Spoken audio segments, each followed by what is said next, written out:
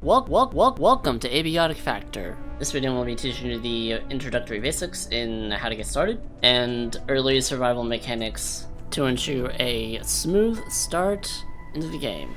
Before we get started, I should mention that only about 4% of the people who watch my videos are even subscribed to me, so if you're not already subscribed, I highly recommend doing so. It really helps out. After you complete the introduction, you'll be given the option to load game, start new game, or join a server. Typically, you want to start a new game and maybe try a single player world. Every time you join a new world, no matter what, you'll always be asked to start a new character save. You'll always be given the same character you customize with, but you are required to pick at least one preset option.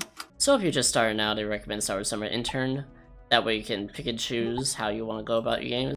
This will mean you don't have any bonuses at all when you start, so you'll be pretty much a total blank slate. This does give you the option to activate some positive and negative traits.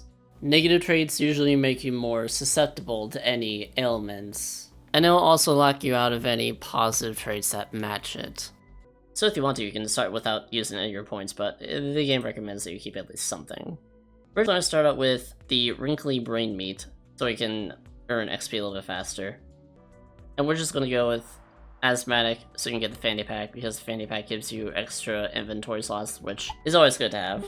Right when you start, you'll be welcomed into the cafeteria. This will also be your main spawn area for the rest of the game. Every time you die, you usually start back here. In order to progress the story, most of the time you have to talk with other NPCs. Ah, you're stuck here too, eh?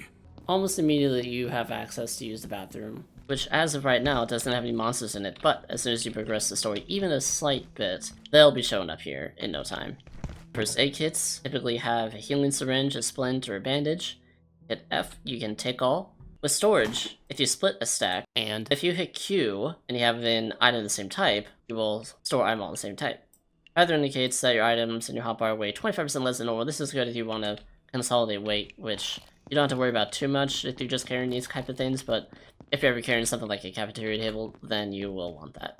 Looting containers such as the trash bin, after emptying them out, it will indicate that it's already been accessed, so it makes it easier to track what hasn't been looted yet. Right away though, you can dismantle events which give you metal scrap.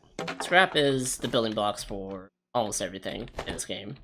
There's many varying types of scrap. There's metal scrap, and there's plastic scrap, and there's tech scrap, as well as all sorts of other basic components such as biomaterial, which you can just craft from rotted food or other monsters. It's a very common material you'll find yourself coming in possession of. Carbuncles, you typically don't find a whole lot of them early on. If you sneak up on them, you can kill them, but if you're not sneaking up to them, they can snare you from a distance and get you stuck. You can collect the carbuncles from them, but as you'll notice, the things that you harvest from these dead creatures leave radiation, so it's best just to leave them alone unless you want to deal with that. These pests are very annoying, and the best way to deal with them is by throwing a net at them. You can try to attack them normally, but with early game weapons, it takes a lot of hits. Assuming you're playing this in single player, the first place you're going to find your screwdriver will be this toolbox in the vent here. The screwdriver is a very important tool if you want to break down furniture and other things mounted on the walls if you want to get their components or get the resources in general. Things like wall-mounted pipes, desk lamps, desks, chairs, filing cabinets, furniture, all this can be broken down so long as you have a screwdriver in your inventory. You don't need to have it on you in order to use it. So long as you have it in your person, you can break down or salvage anything that's pretty much not a part of the map. Coming across terminals like this with a logo on them let you look at emails and look at pictures. Mostly it's for lore, but you can also unlock recipes with it, such as a shiv. You will find a knife in your first go, but I'll show an example here of like how much better it is just by facing this with the pet instead. Stop! Notice how it's taking multiple hits just to take this guy out. The easiest way to get around these guys is to wait for them to jump in here, and then you can sidestep. By that point, they've already picked the destination or where they want to go, and as soon as they land, it'll be a little bit easier to throw a net on them. You'll notice as you play through the game, there will be many different ways of traversing the map. Over here. And you'll also unlock more shortcuts as you go. You just talk to this guy to get the progress going. Oh, you're new. He's just going to ask you to make a battery to fix the door. Damage the power system. Which we need to make a crafting bench for it, but to make a crafting bench we need to break down computer towers. Computer towers will be the most common thing you'll be smashing in order to get their components. Breaking stuff is very necessary when it comes to getting resources. If you hold an object requiring electrical power, there'll be an indicated field of where you can put it and which an electrical outlet will be able to reach.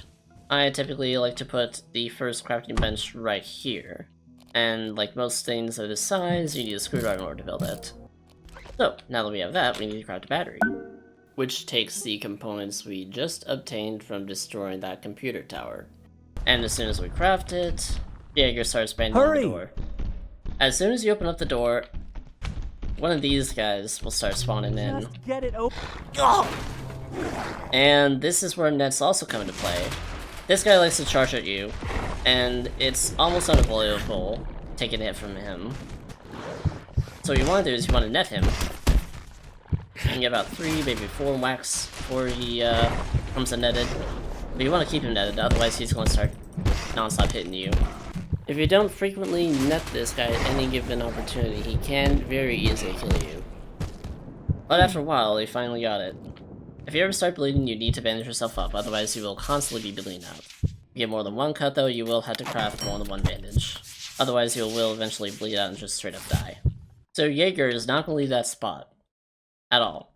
His body will remain here for the rest of the game. Now that you have a screwdriver, you can pretty much break down any standing object you find. Most of the time you're just going to get scrap from doing this, but there is a chance that you can actually get the real thing, after which you just rebuild it with a screwdriver and you can do whatever you want with it. The more you break stuff down, the less of a chance they have to break over time. This is how you level up your construction, which by the way, stats very similar to what Project Soundboard has. The more you do of one particular thing, the faster it will level up. As you can see, because I have the wrinkly brain read, stuff levels up a lot faster. You will find yourself leveling up things very early on, but as far as I can tell, getting to level 10 or even 8 takes a lot of XP. So if you want to get a max out of a certain thing, you need to grind a lot. So yeah, that is the first area, the cafeteria. Hopefully this video will help guide you on your introduction in the main game. The more you explore this world, the more you'll notice how maze-like the whole place is. But once you get to know the area, it will become easier to navigate. Feel free to let me know in the comments if there's anything else you think I should talk about in this game, or at least in the very beginning. Depending on how well this video does, I might make more guides to the rest of the game in the future. But for now, this is the basics in terms of getting started with the game. There are more things to go over, but this ought to cover the beginning of the game at least. If you'd like to support me, the easiest way is to just subscribe to my channel and check out my Patreon if you want to support future projects. And with that, I will see you all in the next video.